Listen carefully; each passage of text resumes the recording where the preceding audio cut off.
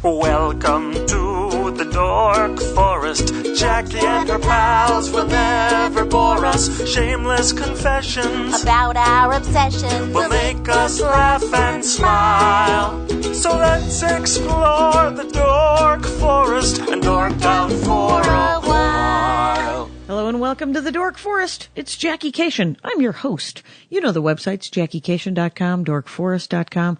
It's October. And here's what we have in October. We have a new sponsor, and that sponsor is Earth 2 Comics, where Andy and I get our pull list. That's right, we go to the Sherman Oaks Earth 2 Comics on Ventura Boulevard. There's also an Earth 2 Comics in Northridge on Reseda Boulevard. If you go to earth2comics.com, which is their website and currently points to their Facebook page, you can get addresses and you can be part of the discussion of the upcoming Marvel DC crossover all-out war story arc. I'm here to tell you the good news about Earth 2 Comics, which is that Car D'Angelo was on a couple of episodes ago talking about DC Comics. Super friendly staff, really helpful. We have our pull list there. I love it, and Car is super nice. And he was on the show talking about DC Comics. And on October 8th, in the Sherman Oaks store, there's going to be a Walking Dead party at midnight. The Midnight Walking Dead party with free cake. The cake is real, you guys. It's not a Portal-like moment. And special giveaways. Earth2comics.com is their website. And if you go into the Sherman Oaks store or the Northridge store, if you're in Los Angeles, you get 10% off your first purchase if you mention the Dork Forest. And do it. Mention the Dork Forest so that he knows that Rangers of the Dork Forest love me. I don't know. Me? Really? Earth 2 Comics is great. They won the Best of LA from the LA Weekly, and they have an Eisner Award from Comic-Con. So go into the store, enjoy, and thank you very much. Let's begin.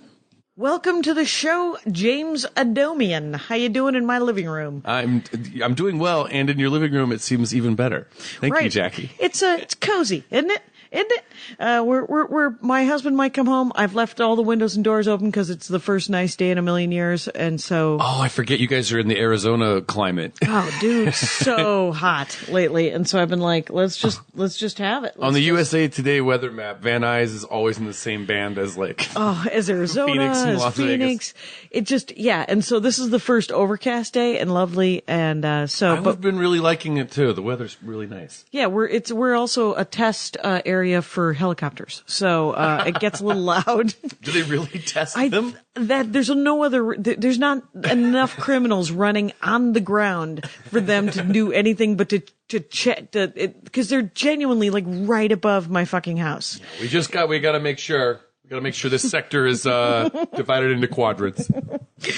So I asked you what your one of my favorite things is when I say to somebody, "Hey, somebody told me your dorkdom was," and then I say the word, and you're like, and then somebody says, that's actually not the correct term, and I said conspiracy theorists, and the first thing you said was, that's actually I don't approve. I don't approve of that.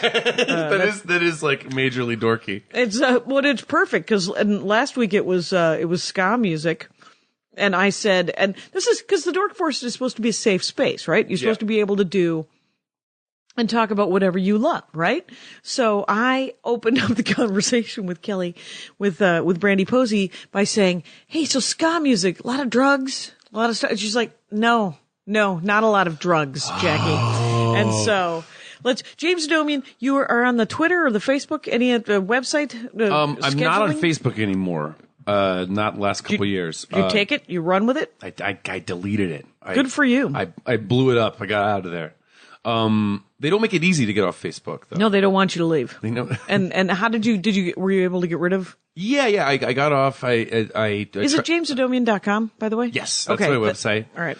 It looks nice. I don't do a great job of updating it. Right. It sure looks pretty, though? It looks really pretty. What if people want to see you live doing this? I tweet stuff, and when I have a long run of shows, I'll post them on my my Tumblr page, my blog. Oh, there you go. So, and the short of it is, I'll be in Atlanta in October, and I'll be in Miami in November, and then in January I'll be all over the Midwest. Awesome. So look for that, because you're one of my faves. And but let's do likewise. Amen. Armenian faves. A little Armenian power. That's it. Whenever we're on the same show or we sub for each other, there's always like this weird. You're just looking for an Armenian? Is that it? Is that all I know.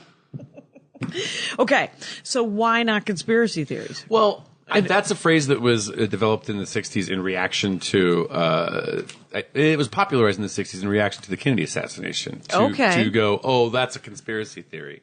And there's a lot of valid... it belittles it. Exactly. It's a kind of a pejorative term. And there's a lot of valid conspiracies that take place. There's whole agencies that are devoted to conspiring. Right. There's whole branches of the government that are dedicated to conspiring against. Yeah, and I think also the blanket term conspiracy theory kind of brings in like stuff about the reptilians and the moon landing and like crazier UFO stuff. And I tend to sort of just be interested in do you think that one author called it deep politics?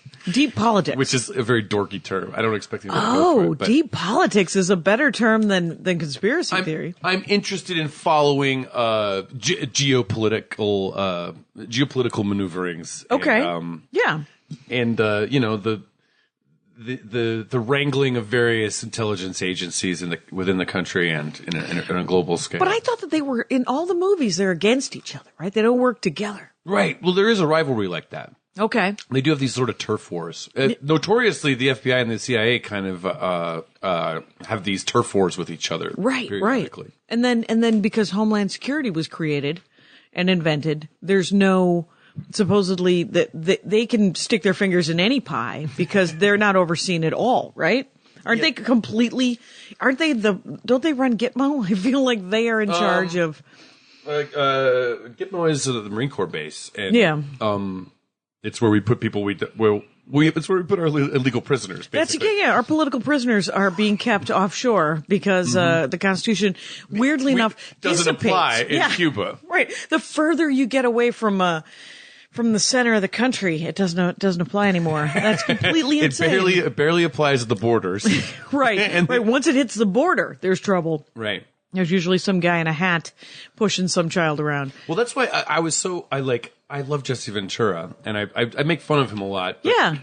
One of the things that I found amusing and probably counterproductive, I loved his show called Conspiracy Theory on True TV. Okay. Where he talks about a lot of stuff, and he'll investigate some crazy theory and be like, I don't think it's likely, but more often than not, he's like, I think there's evidence. I think it's possible, or like, seems to me any intelligence agency would do that. I know I have.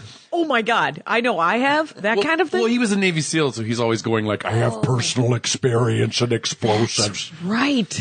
But was he in Vietnam? I don't think so. I think he was, I don't know. I think he was maybe... I don't know how old he is. I think he was maybe after Vietnam. I feel like 70s and 80s. So he could have been like Iran-Contra guy, or he could have been Nicaragua. By then he was a professional wressler. Oh, really? I know this. I could probably dork out about this. About Jesse Ventura. Wait, so when did he start wrestling? Now someone out there is going to probably know this better. We can Jackie at JackieCation.com. I feel like Jesse Ventura, I feel like his wrestling days are like 82, like early 80s. Oh, really? And then like he's more famous as an announcer, I feel like, which is like for late wrestling. 80s. Yeah. Okay. Mid 80s to late 80s. Okay. So he was actually but he wasn't in like with the Crusher and Baron von Raschke and those guys. He was in the first incarnation of the big theatrical with a lot of production ones, right? I believe he was, like before Hulk Hogan. Right. But that first wave of, Vince McMahon wrestling. The truly, we're putting some makeup on, this is happening. Yeah, and his persona was like, he had a... What was his persona? I don't even remember. Well, it's Jesse the Body. Oh, that's right. And so he was supposed to be an Adonis. That's it. But he was more of just a brute bully. But he had long blonde hair, didn't he? He had long blonde hair, balding. Receding. Like receded. Receded. And then like a pink feather boa. Oh, right. And he always wore the feather boa stuff, and he was like an arrogant asshole. That was his persona. I remember because I lived in Minneapolis from 90 to 96 or 97. It's all a blur. That's the time. He was gearing up to run president of Minnesota, I think in the late 98 to 2000. Yes, he was president of Minnesota. He was president of Minnesota. I was privately sworn in case we had a continuity crisis of government. One of my favorite things about him was it's so weird that he was a wrestler and he's a conspiracy guy, but he's also He's an electable. elected governor. An elected governor of a bluish state. Yeah. Reddish blue. And, I feel like people like him. I feel like he's He popular. must be likable. Yeah, because he built this Minneapolis St. Paul, or he put the money through to build the. He didn't personally. I personally built the I wrote a the check. light rail system there. Oh, the light rail. Yeah. Well, I didn't actually. I would go back like 3 or 4 times. I'd sort of half lived there and here, and so it wasn't anything. I never thought he was. I mean, my siblings who live in Minneapolis are super liberal, and they were like, "Well, he's a moron. I can't believe we have a wrestler as a governor." Right. And then Wellstone died, and Paul Wellstone died, and Very, very sad. the saddest. Talk about some people thinking that he Yeah. was shot down, that there was tampering. That I know this is a side note. In cases like that, when there's a mysterious death of a Yeah. person who's politically active, you could. I think you need to have a new category of something where you go. There's a 30% chance that the government killed that person. right, that person was killed by someone in power. Because you can't just. I'm sick of saying that. Like, no, Paul Wellstone. It wasn't. It was an accident. Same thing with Michael Hastings, the Rolling Stone journalist. No, right. Some of these are hits. Right, could have been not a all hit. of them, but I want to establish that some of them are. Right. I mean, you can't prove that it is, but you can't prove that it isn't. Yeah. And I genuinely, my oldest brother doesn't believe in aliens. He thinks that there's no possibility that there is life on another planet. Well, I mean, mathematically, there's a possibility. That's he does not believe in math at this time. He is against math at this time. You see the evidence for it? It is the most expensive piece of wallpaper that we've ever seen in our lives. I think it'd be the really stars. cool if we're the first aliens. If we're the first ones, like that would be such a. Talk about an ego stroke. It would be an ego stroke. That's mostly why I like it. Yeah, I bet you that. I bet you that's why. So, but I think that but with a lot of theories about deaths and stuff like that, I'm always like, God, I don't know. I mean, there's no reason why. Because I mean, when I think about the rage issues I have, when I'm so mad, like it was yesterday they cut all this funding to the food stamp people, and you get very angry about it. So angry. I was like, I want to line them up against the wall and shoot them. Right. Because how can they, but I'm not a shooter. I'm not a revolutionary. I'm a middle-aged white lady. What the fuck? But then what if you're, what if you're someone whose job it is to shoot people? And heretofore it's been overseas when you're overthrowing a government somewhere. Right. And then, all of a sudden something happens locally. And it messes up your big $1 billion racket. I got a plan, and you know what? And I took an oath to both foreign and domestic, and that guy is domestically bugging me. That guy is domestically affecting my future. That's how the oath gets translated. that is how I Not think. The Constitution. It's like, he's kind of bugging me. It's that Ollie North, I think, has a very flexible view of scary guy. Yeah, I don't know anything about him except for the papers from Nicaragua. And he always manages to get on TV, I guess on Fox News, but right. They interview him like he's just a credible person from history. Yeah. He's a notorious overthrower of governments, trafficker in arms and drugs. Yes. Did you Black Ops mastermind? And here he is to tell us about the world. Right. Listen to this tool bag opine on what we should be doing. Yeah, it is weird to me. Yeah, because so Wellstone dies.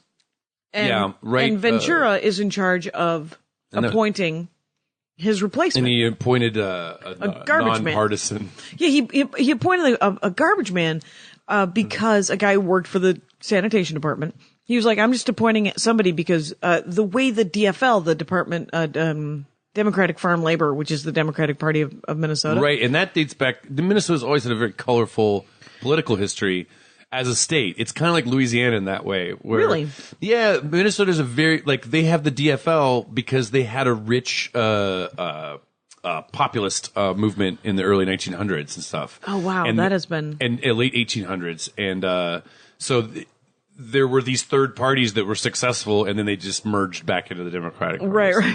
That makes, because it's gone... I mean, it's like Wisconsin, where things go super right wing and super left wing. Yeah. And that's interesting about the Upper Great Lakes part of the Midwest. It's like it's very divided there. it's divided because half of it feels like common sense to help people, Right. and half of it feels like, well, why don't they fucking get off their ass and work for a living? I mean, it's these very diametrically opposed, salt of the earth people who are Right. like, I'm working really hard. That guy doesn't look like he's working hard. And poor people don't look poor enough. You have a cell phone? Why do you have a cell phone? It's like, because they're a nickel. That's why everyone has a cell phone. Right. Because you don't have because they don't involve eating. Right. Any number of people are willing to give you a cell phone. No one is willing to give you a sandwich. You have to actually ask. And so it's completely but I don't condone it. am I sympathetic or supportive? I don't believe in it. In this case, I think I'm sympathetic but not supportive of sort of the right wing at like where it comes from. I mean, I see. The pick yourself up by the bootstraps Yeah, attitude? those people. Well, look, I mean, there's isolated cases where that's good advice for a person. Sure. But Mostly if they have boots. But I don't think it's a good way to solve. I don't think it's a good way to solve like larger social ills. No.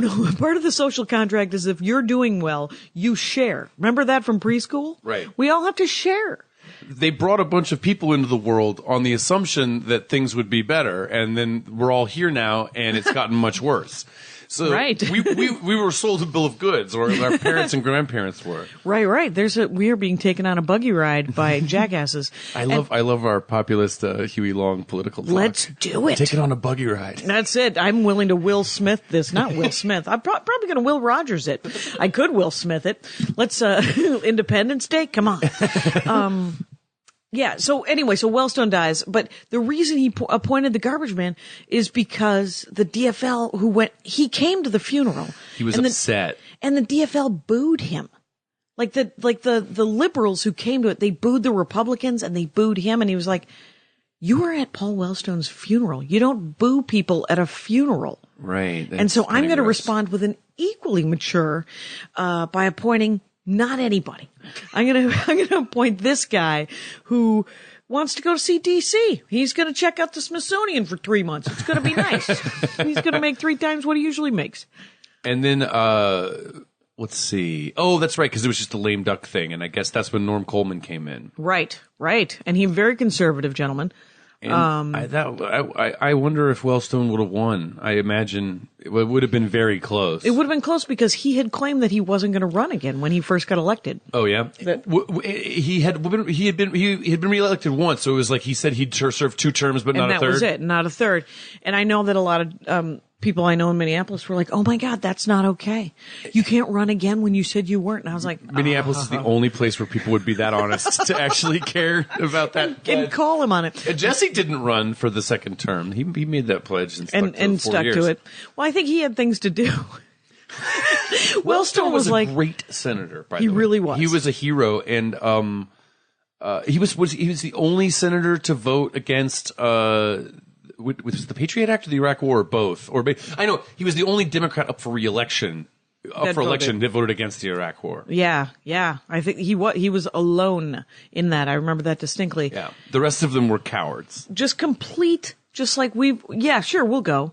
And then nobody ever, because, prior it had just been Grenada and it had just been these sort of short military things where we go in and we blow things up and we leave. Right. And so to get bogged down. Which are damaging enough in their own way. Well, they're horrible to the locals. Right. And of course to the 37,000 people who had to do the horrible things.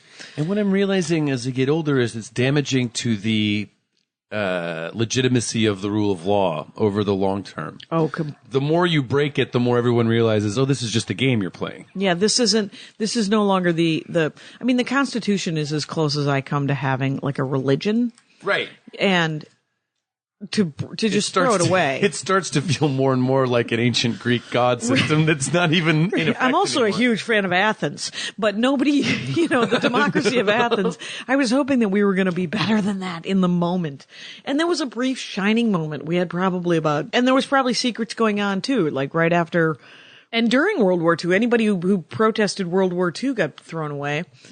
Yeah, you didn't hear much about them. Yeah, there's books, I'm told.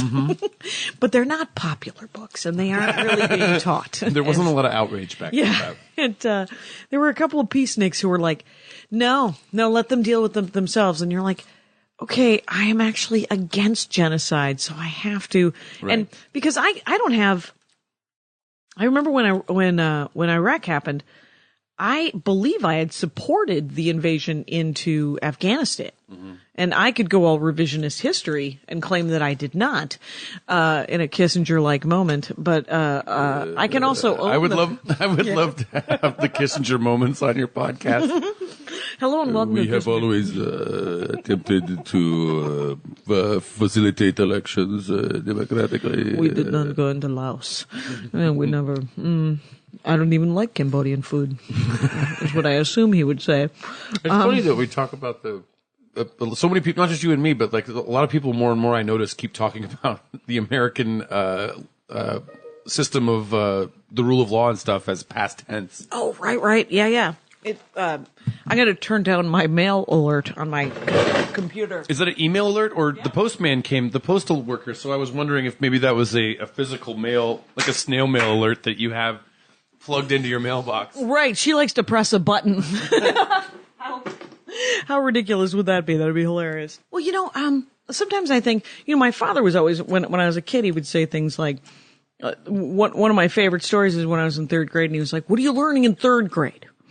And, and I said, well, we're studying the end of Sounds like an Armenian father. Yeah, class, he's just like, well, cause the real story is he didn't know why we were the only two in the house.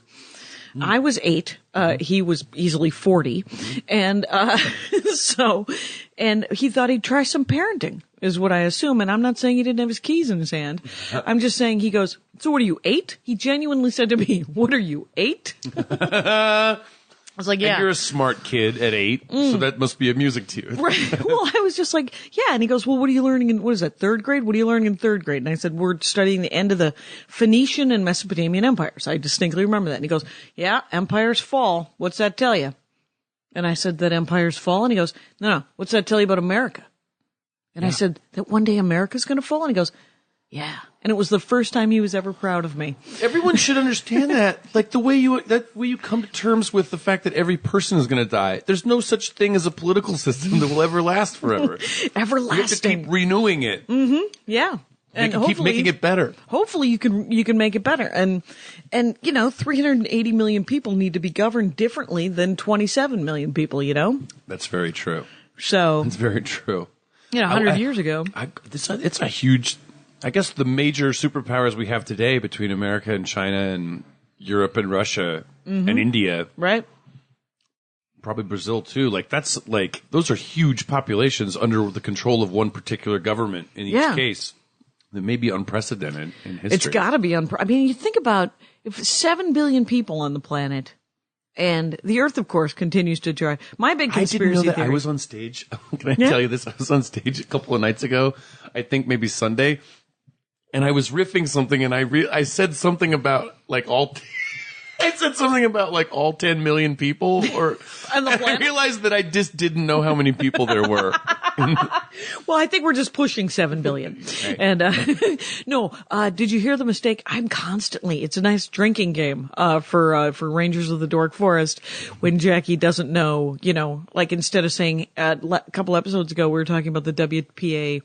The woman in charge of the theater department of the WPA's name is Hallie Franklin.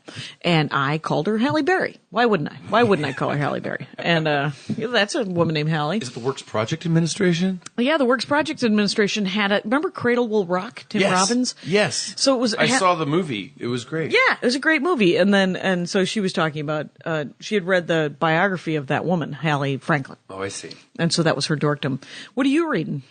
Right now I am reading a George Orwell book that I was looking for a long time, and I finally found it in Indiana. I was at Bloomington, wonderful college town. They have a lot of great books. Comedy Addict, good times. Great place. Great comedy club. I found Homage to Catalonia, which I've been looking for a couple of years.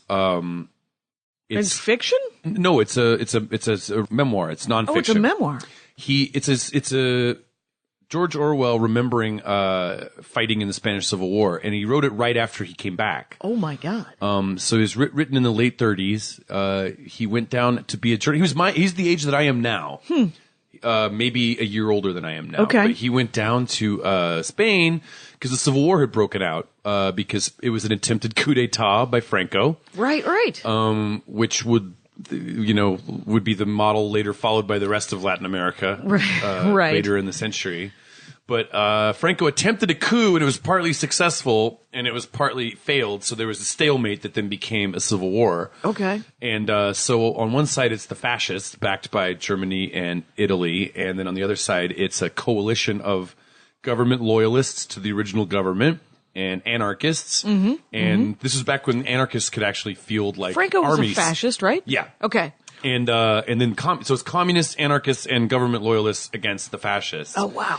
And Orwell went to fight for. Orwell went to be a journalist. He was sympathetic with Okay. with the he was an anti-fascist. He Right. hated Franco and Mussolini and Hitler, but he was going to go cover it as a journalist. And then he got there to Barcelona in Catalonia, Right. which has their own language, and that's where the anarchists were strongest. Okay. And he gets there and he realizes like I might as well just sign up and fight because he just liked he was so inspired being there. Right. But he's not really a cheerleader. And you see, like, I've read his other books. Like, I've read a lot of his essays, and I've read 1984 and Animal Farm. And like, yeah, I've only read those two, Animal Farm and 1984. but he's not really a cheerleader. He's kind of got this sardonic, very honest, but kind of reserved, like a journalist's eye for what's happening. So he's very critical of the people that are his allies. Okay. And he's sort of, I'm halfway into it, and he sort of gets into how the good guys splintered and fell apart, and the bad guys stayed united. Right. So that lesson the to us all. communists, backed by the Soviet Union, sort of betrayed the anarchists and the non-Soviet communist forces fighting because they didn't want to have a revolution there at the time. Wow. And that's his conclusion, at least. And Okay. so it was kind of this internecine feud. And it was what made, because he came down there sympathizing with the communists. Yeah. And he left there hating Stalin because he blamed Stalin for ruining the war and turning it over to Franco. And I guess by the time he's writing the book, the war hasn't been totally lost, but it's about to be. Okay. So he's writing it going like, I hope we can pull it off, but it doesn't look like we will. The revolution in Spain was mid-30s, wasn't it? 35? It was 36 was when they pulled the coup, I believe. Okay. And Franco was the Air Force. I could be wrong, but I believe he was Air Force, and I believe he was in the colonies like the Azores or what do you call it, the Canary Islands or something. And that then where the military was stronger, and that they like came back to Spain and took over half the country. Okay. And then it was sort of intense fighting, but it was the way Orwell describes it is almost funny. It's bitterly ironic and funny about how incompetent the war was on both sides. How nobody really had anything, right? And they weren't really shooting at each other so much as freezing to death. Yeah, that makes so much sense to me, because whenever I meet like these soldiers, when I went over to Iraq and I went to Africa, and you meet these kids that are in the army, and I'm in my middle 40s, so they're kids to me, right? It's a 19-year-old guy that doesn't look. He's a man, and he has a gun that he can point at somebody and shoot them, but that's it. He is not necessarily the brightest bulb on the tree. Right. And you're at probably the physical peak of your life at that age, but mentally nowhere near. No, I read this decades away from what you think when you might have your shit together.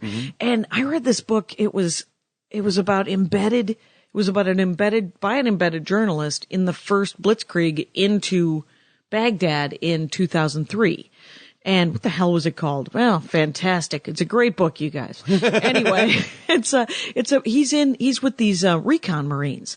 So there's a journalist and 6 Marines in this Humvee, and they are blazing. And Recon Marines always travel in packs of sixes, but they're not supposed to be in one car.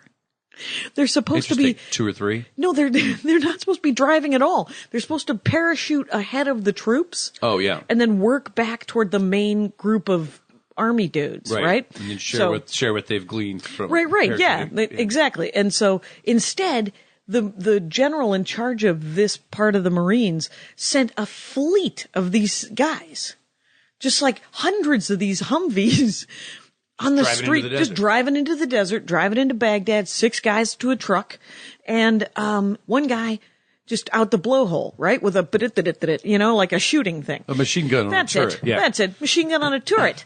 And the guy who was a machine gun on a turret guy, so the sergeant's driving and the corporal's navigating, I guess. And then the kid on the machine gun keeps saying things like, hey, this is before they've seen any battle. The kid keeps saying, hey, I'm going to shoot. Look at that camel. I'm going to shoot that camel. And the corporal goes, no, we're not here to fucking shoot camels. Stop, you're not going to shoot that camel. And then they drive along and then they have their first firefight. And that kid at the end of it is like, it was like Vice City, man. There were people hiding in the little turrets of the doorways. And I was like, bam, bam, bam, bam, bam. And I get them. And I'd be bam, bam, bam, bam, bam. And I get them. And then he's telling this story. And then all of a sudden he interrupts his own story to say, hey, there's a dog over there. I'm going to shoot that dog. And wow. Yeah. And the corporal has to say, we didn't come to Iraq to shoot dogs. You're not fucking shooting the dog. Oh my God. So that makes sense. I have to say, when the younger, if I look back at my life, just from my point of view, the younger I am, the more horrific my moral core is. Right. Or at least my decision-making abilities about which impulses to follow through on. Right. You're like, I remember I put a beer can on a cop car once. The cop's standing next to the car. Wow. And I was like, yeah, fuck you, pig. And I didn't say any of that, but I did. I walked by and I put the beer can and he goes, pick up the beer can. And that's all he said. And I picked it up and then I threw it away. That's amusing. That's amusing when there's a cop who's not being an asshole, right. To the point where they're going to beat you up, or it's just like, pick up your trash. Don't be a hero. Why you gotta be completely. So you've read a lot of Orwell? No, I've read 2 books of his essays, and I read 1984 Animal Farm. I feel like maybe one other thing. And the essays are all nonfiction. Yeah, they're fascinating. There's a book of essays. I can't remember what it's called, but it's one of the big ones where within it is politics in the English language, which is one of my favorite essays. Okay. You know it? No, it sounds fascinating. It is fascinating. He talks about how you're being lied to when someone uses words that you can't understand. Right. And for example, like if someone from a central bank has to give a speech to tell you what's going on, but he wants most people not to understand it, but just a very small number of people, they use code words and dog whistles. And they say something's happening that's not really the right word to use to describe what's happening. And it's a precursor to all the kind of terms we have, like quantitative easing now. I don't even know what that means. You see the newspapers. Quantitative easing is like what Ben Bernanke's doing at the Federal Reserve. Okay. It literally means, I guess, quantitative easing. That means relaxing the numerical standards, relaxing the quantity of something. What it is printing money. It's inflation. It's printing money, but they call it quantitative easing so that no one will understand that they should be outraged by it. Right, because we've just learned how to parse the word inflation, and we know that it's bad. Yeah. So you don't want to use that word anymore. It's shell shock to PTSD and all this stuff. We're not allowed to say mercenaries. We have to say contractors. We can't say torture. We have to say enhanced interrogation techniques. Yeah. And so that's one of the I guess where we get the idea of Orwellian language. And he touches on that in 1984, the novel, too. Yeah. Where the Ministry of Propaganda is called Mini-True, the Ministry of Truth. And all their job is to lie and make inconvenient facts go away. Man, did you ever read? That's really the world we live in a lot of ways. It completely is. And I wonder if but there's part of me that wonders if that's always been the world that we've lived in to a lesser degree. Yeah, because our problems are heightening now. Oh, because of television? Just because it's easier to lie to more people? Yeah, I think, yes. Television has been a fantastic propaganda tool. Back in the old days, you had to spread it by word of mouth. You had to get a bunch of good loudmouths to spread your word on the soapboxes around the country. Exactly. That's awesome. So people should know you do a lot of impressions. You do, one of my favorite impressions of yours is when you do the old-timey prospector. Oh, yeah. That's a good one. Turn back, folks. You're here. Well, I do it like it's the animatronic at Six Flags. The guy who's like you're on a roller coaster and he's like, turn back, folks, you're heading the wrong way. The track's out ahead. And what's the name of your album? Low hanging fruit. That's it. People can get that on Amazon and Pandora it up and Earwolf, if you're so inclined. Earwolf is what do they release it? Yeah. Oh, nice. And by the way, nice glasses. I realize we have very similar glasses. oh, these are from Society of the Spectacle. Last month's they sponsored the Dork Forest. Oh my God, they're almost exactly the same. They have the same color scheme, really, or Right. very similar. They're dark on the outside and then a light blue. Baby blue. Light baby blue. I like to see the world in baby blue tones too, so that's why I have them on the inside of my glasses. I was talked into these by the Society of the Spectacle ladies, Society of the Spectacle, which is a 1967 pro-communist tome, an article written by a French communist named Guy Debord. Yes. And they named their glasses store in Highland Park after it. I was assigned that in college to read, and I didn't finish it, but I read part of it. Okay. Where'd you go to college? Whittier College. And did you Whittier, graduate? California. I did not. Oh. Little stunts like that have prevented me from graduating. Wait, I don't think I meant to ask you if you graduated. What I meant to ask, I think, is what you were studying. Yeah. Were you studying poli-sci? No. Well, I took like 3 poli-sci classes, then I didn't like it. Oh, yeah. And I felt the same way about economics. More so economics. I actually ended up taking so many economics class, I folded it into a major. I did a self-designed major in theater and economics and philosophy. Wow. But the problem with economics, I felt, is that the way it's taught in colleges is they teach Milton Friedman. Yeah. Well, they teach there's a orthodox trajectory of economics that culminates in the free market. And capitalism. And they teach the other stuff as like a side circus, like a sideshow in the circus. Like that's heterodox economics. Yeah, it's a bunch of weirdos. It's just a hee-haw economy. And it's not a science. It's a fake science. It's a art or a social science or something. But they treat it like it's physics, and there's like physics laws to economics. Right. You rattle the bones and you hope, and you look at the moon. And my brother's an econ professor at the University of Wisconsin. And cool. Yeah, is he macro or micro, or do you know? God knows. Okay. He is University of Wisconsin Whitewater, and he's written several. His main point of being an econ professor, as far as I can tell, is to employ as many undergrad students as possible. Oh, that's good. Yeah, that's of sorts a full employment policy. That's heavily debated in economics circles. I'm a job creator, and I was like, those aren't real words. You are a guy that is trying to put forth your own agenda, and you need worker bees.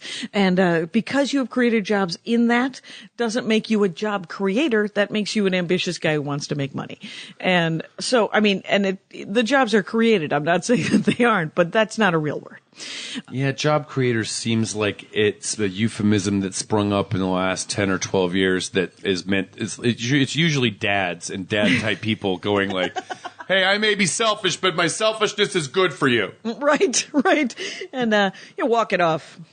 I create jobs and then I get rid of them and I create them again over and over. Over and over. I'm what do you call it? I'm not trying to rag my brother, just the term. Oh, no? What's the Shiva?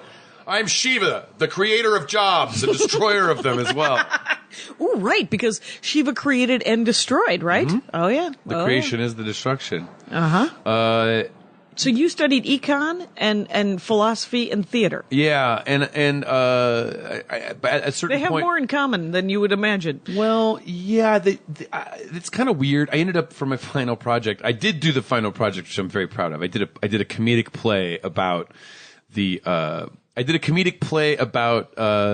Pinochet era in Chile when they brought in Milton Friedman from the Chicago School of Economics to overhaul Chile in a free market capitalist way. Did they bring Milton Friedman in? Yes, or his people. Okay, so that's real. Yeah. Okay. And so I wrote a fictionalized version of it where I made it take place in a fairyland of elves.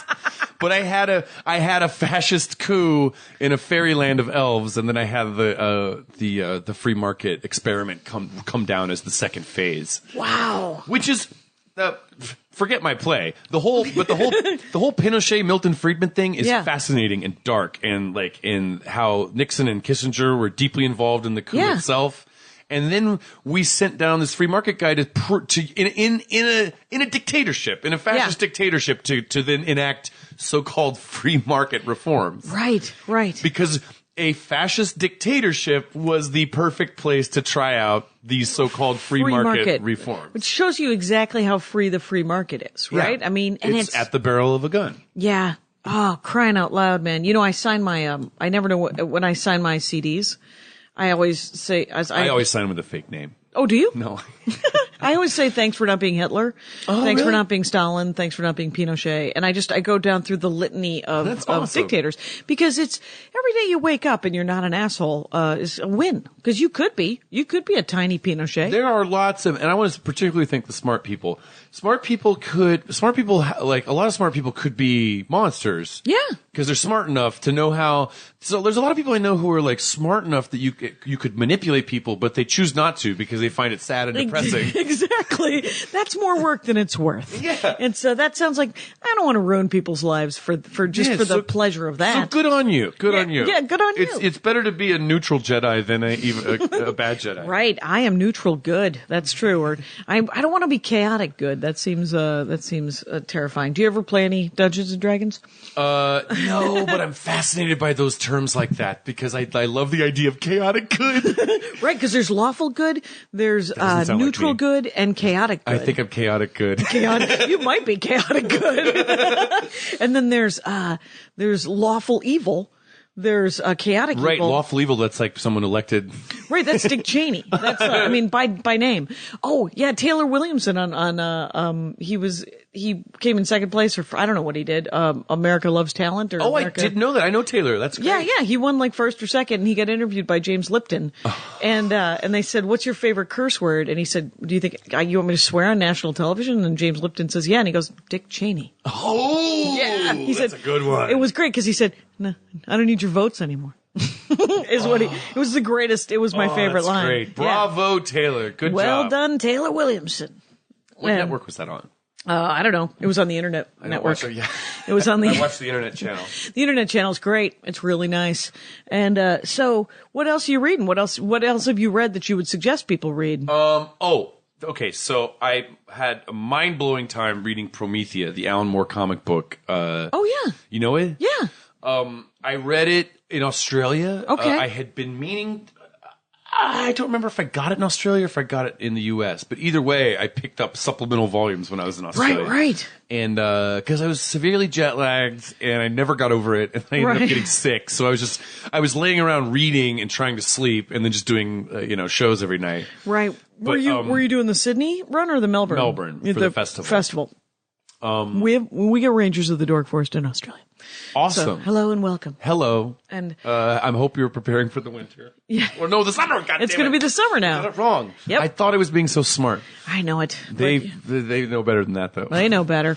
Promethea is awesome. I've been a big fan. Is it Prometheus or is it Promethea? Promethea. With an A. Yeah, that's what I thought. Because it's like a female superhero that dates back. It's a very interesting concept. It's a superhero that's almost always female, and it's passed on through fiction. It's passed on through myth. Okay. And it starts in ancient Egypt, and in the Promethea myth is deeply wound in with the fate of humanity. Okay. And it's passed on by myth, where there will be many years, even decades, centuries, where there's no Promethea. Okay. It's not like like how it's not handed like it's not a baton, yeah. But someone will literally read about Promethea and then become Promethea. Oh, cool. And this is the comic book. And Alan Moore plays with that the whole time, where it's like you're reading this about the thing, where if you read the thing, then you become the thing. Right. Yeah.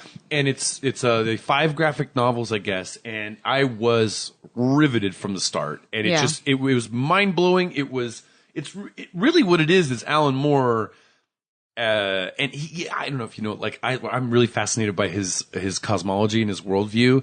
He believes in magic and the occult and deities, but only as a kind of fiction, as a game. He doesn't. Okay. He believes in evolution and this is bullshit. But he's also like, well, but I'm saying it. And so it's by sleight of hand that makes it true. Okay. And I really find that fascinating. That is fascinating. About how...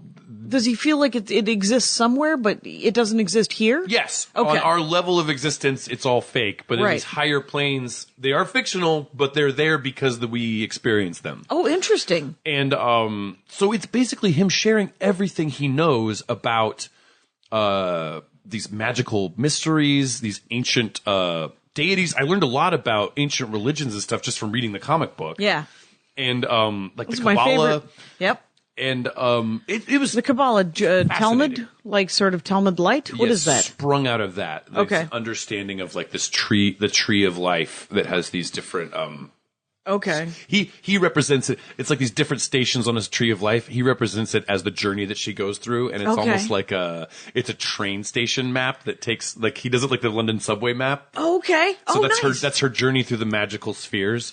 That's how I learned about a lot of Nordic. It's like Thor. I read Thor. I read some Thor. I read some Valhalla and all that. Yeah, Valhalla and Odin, and sure but the theory behind the actual comic book Thor is that we're Midgard, so they are whatever the name of they are, and wherever Thor is from is actually a planet, and so all of the deities from Thor's world, where like the Rainbow Bridge comes from Earth, Midgard to his planet, Somethingheim. God dang it! Oh, is it Arnhut? No, is it? I know this. Trondheim. No, that's a real city in Norway. Yeah, it is. It's Norway. They actually live in Norway. And but so when the Thor movie came out, and there was a bunch of hoopla about how the bridge keeper was black. The actor was played by a black man, and they're like, it wouldn't have been because it's Nordic and there were no black people ever. Yeah, but the problem is we gotta have everybody. Yeah, we're not Nordic. We're not Nordic. We're doing an American ripoff interpretation. A comic book based on 2 lines from their mythology from 7,000 years ago. Are you doing it in Norse? Is there a big market for... Okay, all right, fine. If you want to do it in Norse... Right. Me, yeah, sure, I'll get behind you. They're all aliens anyway. I feel like you want to make money on this, right. So do it in English and hire a bunch of people. Exactly. Let's have everybody have a role model. It'll be fine. He didn't eat human flesh. It would be impossible. It's not realistic. Right. Why aren't they raping? It's so interesting to me. So do you read a lot of graphic novels, or did you just get sucked into that one? I got sucked into it largely because you know what it was? When the Watchmen movie came out, I liked the preview so much, and I don't think I had everyone in my life had failed to tell me about Watchmen. Okay. I'd seen the V for Vendetta movie and I loved it. Right. And I knew that there was a comic book. Right. But then I saw the preview for Watchmen and I was like, you know what? I need to read this before, because I think I just heard that there was this great comic book called Watchmen, and I was like, I'm going to read this before the movie comes out, and I did, and then I was like, oh fuck, I gotta find. And then I read V for Vendetta, and I read. He's amazing. I mean, Alan Moore's great. And so I guess I read once a year, maybe every other. Maybe I'll skip a year, but in general, I read Alan Moore maybe once a year. Okay, and I got into Grant Morrison a little bit. Grant Morrison's great. Terry Moore. You can go with other Moores. Neil Gaiman. Did you read Sandman? Did you try that yet? That's my next big one. It's huge. It's too big. I understand, yeah. But the thing is, it is amazing. If you start with the second book, it might be easier because he's got a new artist. Okay. And it's all him controlled. Like the first story arc of Sandman, it's super bogged down, but because he's essentially, the Sandman is he has been captured. So who cares? I won't. Yeah, I won't. I'll start with volume 2. So when he escapes, it's volume 2. I love it. I actually one of the best. And then you'll have it to go back to when you have finished it, and you're like, "Oh my god, it's over! You mean sucks." Like the Silmarillion? Yeah. When you're like, I gotta just. I need something else. What else is there? I'm gonna read that crazy from super this sad universe. Children of Turin, super sad. Never finished it. Oh yeah, you know what? Some of the best advice someone ever gave me about reading is don't read the introduction that somebody else wrote about the thing. Just start reading where the author started writing. That's an excellent idea. Unless it's somebody that's really, really a bad writer. Like, Well, in that case, you might need the help. right. What I've been trying to do is I've been trying to read, because I read such crap sometimes that I've been trying to get back and read the classics. So some classics suck though. Yeah. And then I don't beat myself up about it. Like, I've had to step away. It's not going to happen, Wuthering Heights. It's never going to happen. it's not going to happen. I'm sorry. It's not my thing. I don't have any investment in an ancient class system. Right. That I'm never going to. What are the great classics? Like, did you ever finish Moby Dick? No, I want to though, because, do you know Danforth France? Oh yeah. Yeah, Danforth, he told me that he read it and it was really good. Then he enjoyed it much more as an adult? As an adult. And so I'm smarter than I was when I Totally tried to. My brother Phil, it's one of his favorite books, and Sarah Vowell, who I am a giant fan of, it's her favorite book. And I was like, yeah, but it's that fucking whale. Just get over it, man. You know, he took your leg. You got a prosthetic. And I told him my brother Phil that, and he goes, I don't know that I'd call a piece of pine strapped to a stump as a prosthetic, Jackie. And I was like, I don't know. It's kind of it's a prosthetic leg. He's clearly, by his answer, he's clearly deeply invested. He's like, no, I'm just as mad at that whale. And we're going to find it. And it was, yeah, I do, because there are great books that, you know, and I haven't read enough Dickens. I want to read more Dickens. Yeah, I guess I've read Just a Christmas Carol over here. Carol and The Tale of Two Cities. I started that. I think I finished it, actually. Oh, good but for you. I found it unrewarding. It was kind of a lesson that taught me not to read books for a while. Right. I mean, sometimes you just have, I tried to finish Don Quixote, and Don Quixote is great. It's supposedly the first novel. I really would like to read that in Spanish, but I know that's really hard. That's kind of like that. Reading Don Quixote, I think, is like a graduate school level of mastery of medieval Spanish or something. Right, and they would want you to do it. And I did in French class in college. I read a lot of we didn't read a lot of it, but we read some Balzac and we read some Rabelais, and we read them in French. And there's something, because they're dirty. Yes, I understand that. That a lot of the Rabelais is the one who says get drunk now. Is that am I right? I'm sure, because it's Gargantua and Pantagruel is the famous one. Okay, and they're constantly drunk. And there's puns and stuff that you don't get. Yeah. So I'm too stupid, but like. Oh no! I do love. I love funny. My favorite things I ever find are funny, like funny books or plays. I read plays a lot. Oh, do you read plays? Do you write plays? I wrote one in college. You wrote that one in college, about about Pinochet, elves versus Pinochet, Milton Friedman. The capitalist invasion of fairyland. Hamilton Free Market was my fictional name. Oh for my God, Milton Friedman. And I wrote in, it was like a Music Man entrance, like the huckster with a straw hat. After the coup takes place in the opening scene. Oh. And then dust settles. That's it. And then they bring in the American economist. And right. That was my character. Oh, please put that up. You know what? The performance script is lost, but the script I turned in for the paper is still there. So I wonder if I could probably reimagine it. Yeah. Oh, the performance script is lost to the edges. Adomian masterpiece. But I've always loved funny books and plays. What's it called? A Confederacy of Dunces. Right. I laughed out loud reading that. I read. You ever read Jasper Ford? No. You would like that guy because he's Welsh, so he gets to keep the extra F. For Ford. And he wrote the Jane Eyre Affair. And he wrote you'll like it because it's punny, super smart, and dumb as rocks, but hilariously smart. I don't mind it being dumb. I remember I read when I was like in junior high school. I read James Thurber like a collection of stuff, and he did a dumb version of his interpretation of Romeo and Juliet, and it was very funny. Oh, good. What do I like? Charles Portis. I'm a huge fan of Charles Portis. Do you know him? No, I don't. Portis? Portis.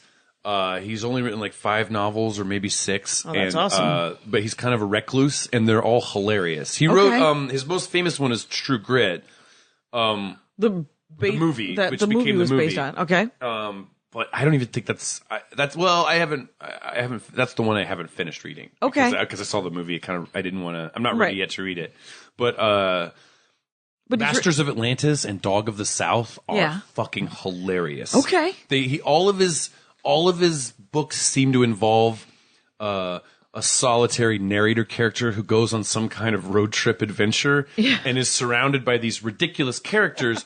But Protis doesn't sit there and tell you this character is crazy. He gives them full voice. And the narrator voice is just sitting back and letting all this craziness happen around him without commenting on it. That's how to show rather than to tell. Exactly. That is hilarious. Oh, and Aristophanes and Moliere. I love. I've seen a little bit. I saw Moliere play, and I've seen like a reimagining of Aristophanes. But I read them.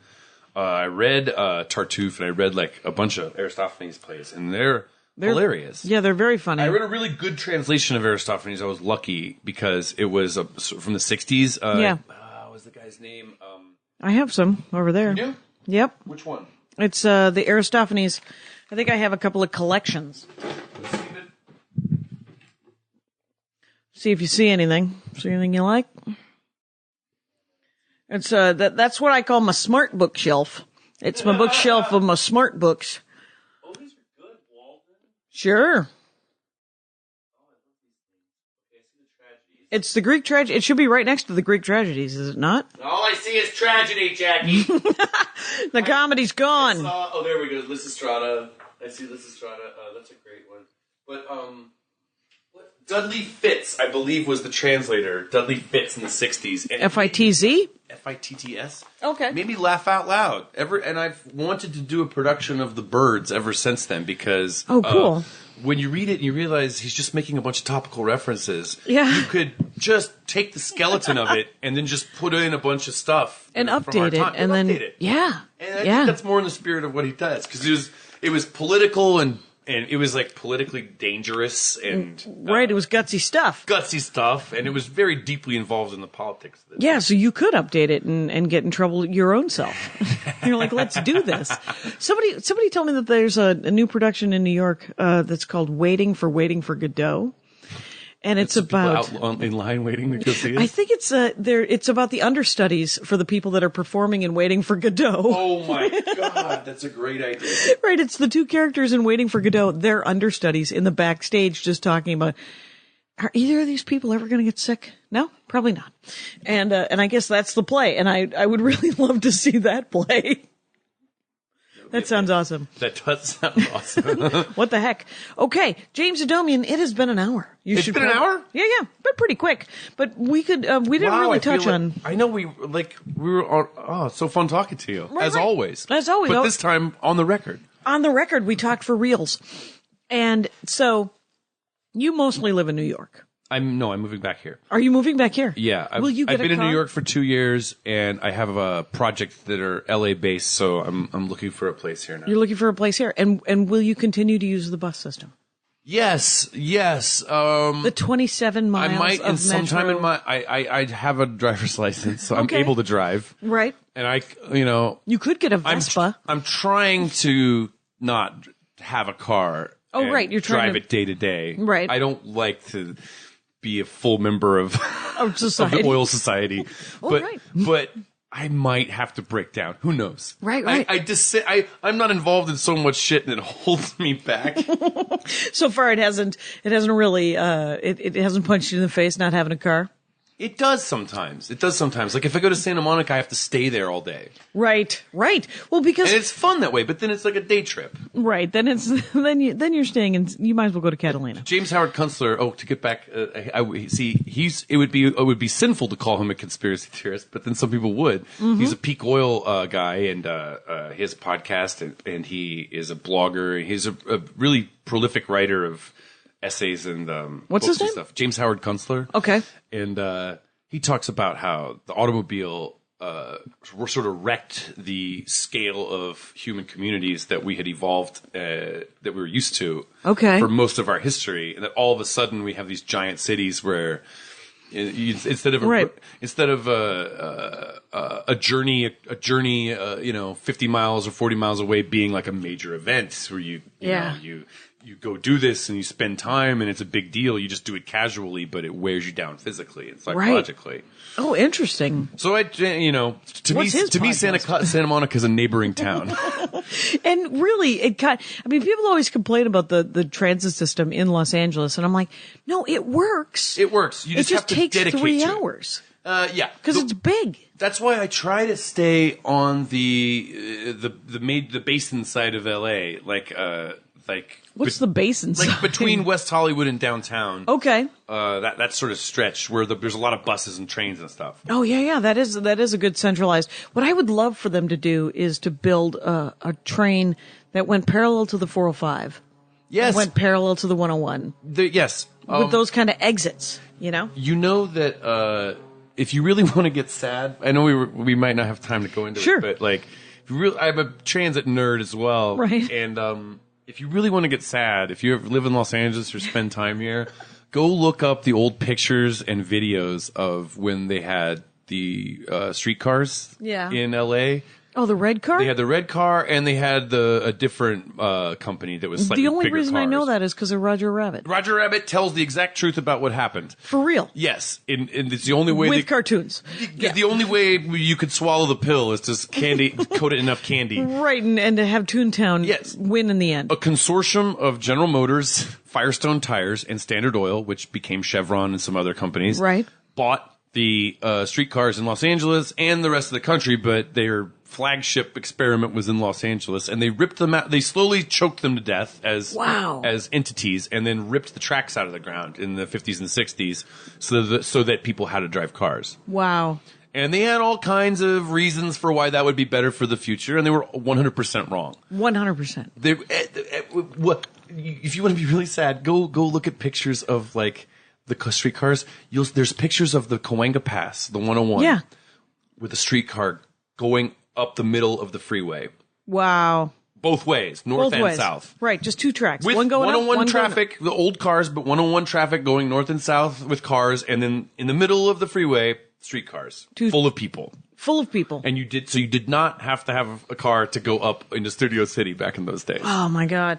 Well, at least the metro does go in between. It'll take you into Hollywood and it'll take you to Lancashire. It's really good, and I'm not a big fan of Antonio Villaraigosa, but I do have to give him credit because there's been a lot of transit projects that have sprouted, that have come to fruition in the year before and after he left office. Okay. Oh, that he was partial. He promised to build a train to the sea, a subway to the sea. That didn't quite happen yet, but there have been a lot of steps towards that. Okay. Well, cool. Good work. His name is not, of course, originally Villaraigosa. He that was a mashup. Merged. Yeah, between him and his wife. A mashup of him and his wife's name, and then they got divorced. But he kept his name because they both honorable to the end. Honorable to the end, even in divorce. JamesAdomian.com at James Adomian on Twitter. J Adomian. J Adomian on Twitter. Jadomian. C'est vrai. And thank you so much for doing the Dork Forest. I had a blast here, Jackie. Thank you for having me. Oh my God, it's dark out. How do I get out? Is there a lantern I can escape the Dork Forest? A candle? Dork. Perhaps a traveling horseman I could pay? Possibly there will be someone to lead you out of the forest. A handsome purse? A handsome purse will be given to you on your way out. Good day. Well, that show was awesome. Let's do the credits. JackieCation.com. That's where all the merch can be purchased. T-shirts, CDs, whatnot. If you want a magnet, or I have a couple of Dork Forest patches on. They're sewable patch. Donate $5 and I will send you a magnet or a patch. Just tell me what you need. Anyway, JackieCation.com has my stand-up schedule. It has the merch page. It has a donation page. It has all of the information that you might ever want. In other news, the donation button is on both dorkforest.com and JackieCation.com. Feel free to donate. I love it if everyone gave me $100 a year. Patrick Brady, who is in New York City, and I got to take that guy out to lunch. He fixes the audio every week. He also does the teaser videos on YouTube. So Patrick Brady is an awesome guy, and I thank him for his work. Mike Rickberg sang the song you heard at the beginning, composed and sang it with his girlfriend Sarah. He's going to sing in about a heartbeat the Mexican hat dance. And Vilmos fixes my website, so support him and his work. Thanks a lot, you guys. Take care out there. Bye. My hat, my hat, my hat. They're dancing around my hat. My hat, my hat, my hat. Well, what do you think of that? If it looks like a Mexican hat dance and it sounds like a Mexican hat dance, it's most likely a Mexican hat dance. So take off your hat and let's dance. Yay! Oh my God. Why don't we just call that as the end of the show?